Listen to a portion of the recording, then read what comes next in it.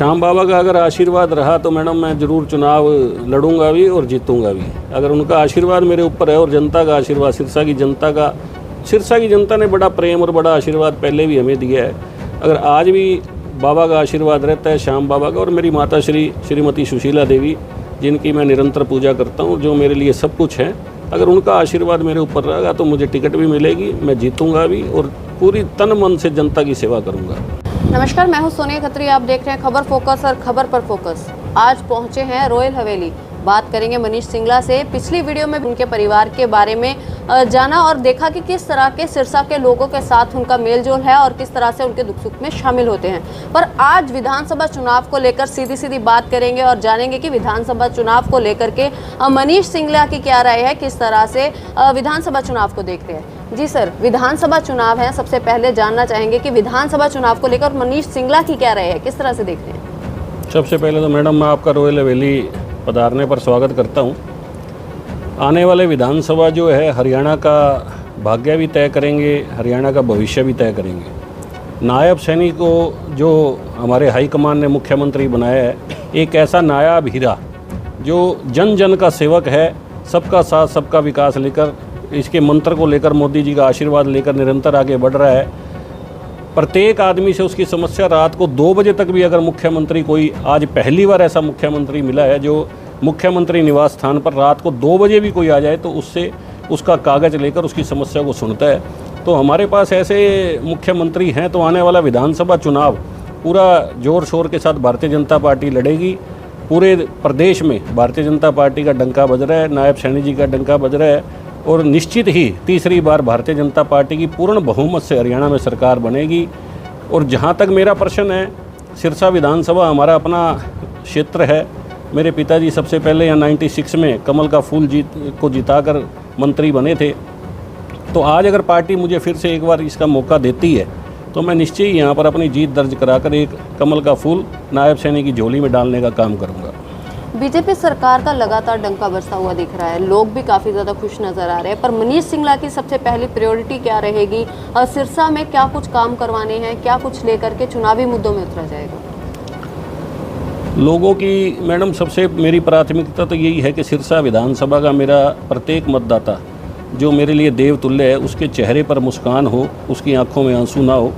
एक हमारे इस एरिया में जो नशे का बहुत बड़ा, जो मेरा युवा साथी नशे की तरफ धकेला जा रहा है, नशे में अभी भी कल परसों में एक दुर्घटना हुई है, मेरी नॉलेज में आया कि बठिंडा में एक एडमिट था, वो भी चिट्टा चूटा खाता था, उसकी आज सुबह ही डेथ हुई है।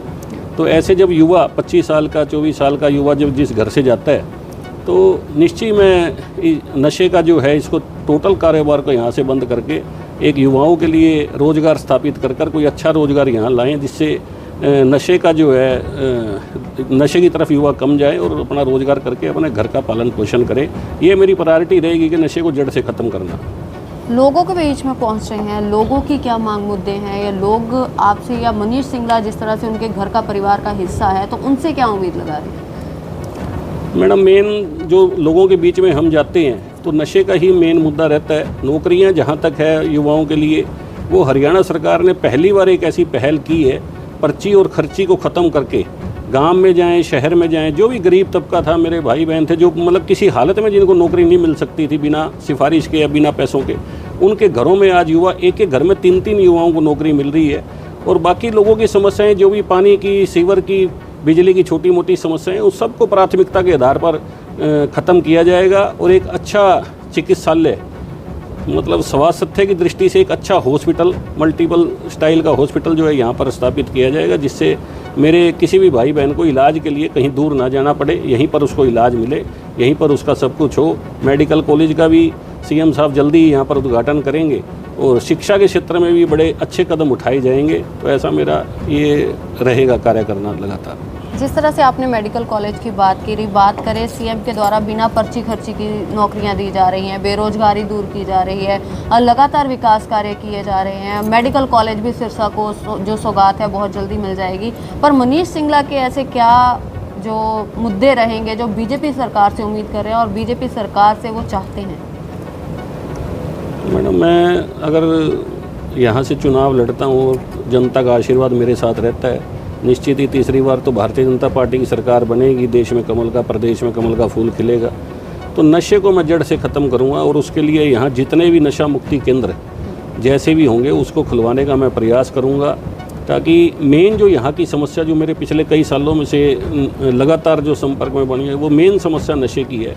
मेरा युवा साथी जो बहुत छोटी उम्र में भी नशा करने लग जाता है, चिट्टा चुट्टा, जो यहाँ से पंजाब का बॉर्डर है हमारा ये सिरसा, तो इसको मैं प्राथमिकता के आधार पर ख़त्म करने का काम करूँगा। और जो भी किसी की कोई भी समस्या होगी उसको अपने तन मन धन से, अपनी पूरी लगन से, क्योंकि मुझे लगातार 35 वर्ष का इस क्षेत्र में लगे हो गए। सन 91 से मैं बाबूजी के साथ लगा हुआ हूँ, जो बाबूजी ने पहला इलेक्शन लड़ा था।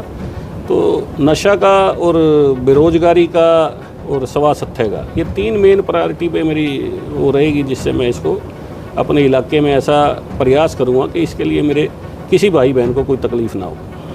चुनाव और सुख दुख की बात थी, अगर बात करें धार्मिक की तो सिंगला परिवार हमेशा से ही तत्पर देखा जाता है किसी भी धार्मिक कार्य को लेकर, चाहे वो सालासर मंदिर की बात करें या कहीं बस को रवाना करने की बात करें, इन सभी मुद्दों को लेकर के सिंगला परिवार हमेशा तत्पर देखा गया है। क्या कहेंगे?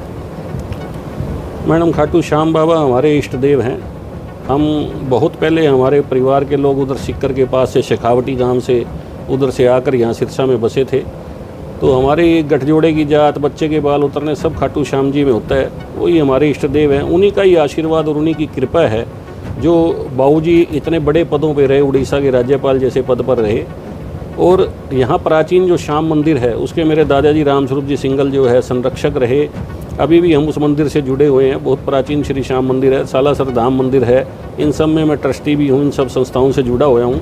और मुझे भजन गाने का भी अपना एक शौक़ है, एक भगवान का आशीर्वाद है। तो हम लगातार ये भंडारों में, सेवा में और में जैसा भी भगवान का आशीर्वाद है, जैसा भी उनका आदेश होता है उसमें लगे रहते हैं। तो मान सकते हैं चुनाव में श्याम बाबा का आशीर्वाद मिलेगा? श्याम बाबा का अगर आशीर्वाद रहा तो मैडम मैं ज़रूर चुनाव लड़ूंगा भी और जीतूंगा भी। अगर उनका आशीर्वाद मेरे ऊपर है और जनता का आशीर्वाद, सिरसा की जनता ने बड़ा प्रेम और बड़ा आशीर्वाद पहले भी हमें दिया है।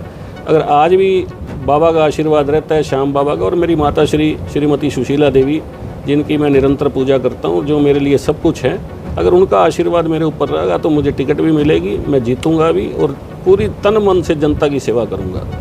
तो बिल्कुल, खास बातचीत के लिए बहुत बहुत धन्यवाद।